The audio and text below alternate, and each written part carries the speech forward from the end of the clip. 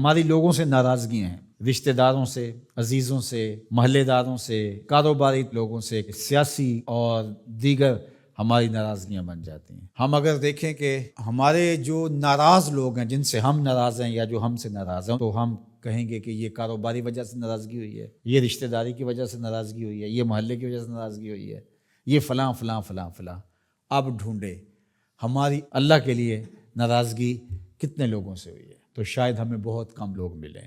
تو پھر اس کا مطلب یہ ہوا کہ ہمارا بغض اللہ کے لیے نہیں، اس طرح الحب للہ، ہماری لوگوں سے محبت، لوگوں سے پیار، رشتہ داریوں کی وجہ سے پیار، کاروباری سانجھ کی وجہ سے پیار، محلے گلی کی وجہ سے پیار، یہ کلاس فیلو ہے اس سے پیار، یہ کالج میں اکٹھے پڑھتے ہیں ان سے پیار، ان کی فلاں جگہ پہ سفر پہ ملاقات ہوگی ان سے پیار۔ جب ہم شادی بیٹے کی بیٹی کی کرتے ہیں تو کارڈ لکھنے بیٹھتے ہیں تو یہ رشتہ داروں کے لکھ رہے ہیں، ان سے تعلق کس وجہ سے ہے؟ رشتہ داری کی وجہ سے۔ یہ گلی کے لوگوں کا لکھ لو، یہ کاروباری سرکل ہے، یہ میرے کلاس فیلوز ہیں، یہ لڑکے کے کلاس فیلوز ہیں، یہ لڑکے کے بھائی کے کلاس فیلوز ہیں، یہ ہمارے سیاسی رابطے ہیں۔ ان کارڈوں کو لکھتے ہوئے کبھی ہم نے یہ دیکھا کہ اللہ کے لیے کتنے لکھ رہے ہیں، اس کے رسول کے لیے کتنے لکھ رہے ہیں؟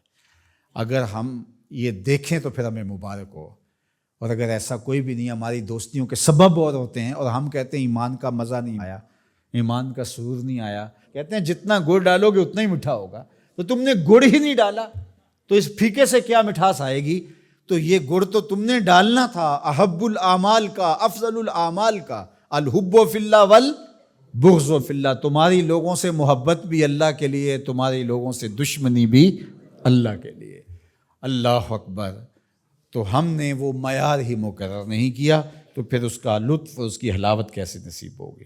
رسول کریم صلی اللہ علیہ وسلم نے ارشاد فرمایا کہ لا یحق العبد حقیقت الایمان حتی یغضب للہ و یرضى للہ، کوئی شخص ایمان کی حقیقت اور حلاوت اور لطف اور مزہ نہیں پا سکتا جب تک لوگوں کے ساتھ اس کی ناراضگی بھی اللہ کے لیے ہوتی ہے، لوگوں کے ساتھ صلح بھی اور محبت بھی اللہ کے لیے ہوتی ہے۔ اللہ اکبر۔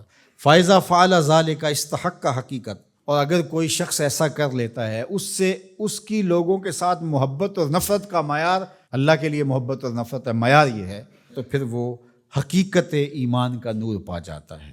پھر کیا ہوتا ہے کہ جب ایسے لوگوں کے ذکر اور ان لوگوں کی بات چھڑے یا ان لوگوں کے پاس جائیں تو وہاں بیٹھ کر کے تمہیں اللہ کی یاد آ جاتی ہے۔ اور پھر دوسری بات ہے، جب تم اللہ کا ذکر کر رہے ہو، اللہ کا ذکر کرتے کرتے ان لوگوں کی یاد آ جاتی ہے، یعنی ذکر الہی میں یہ یاد آتے ہیں اور ان کی یاد میں رب یاد آتا ہے۔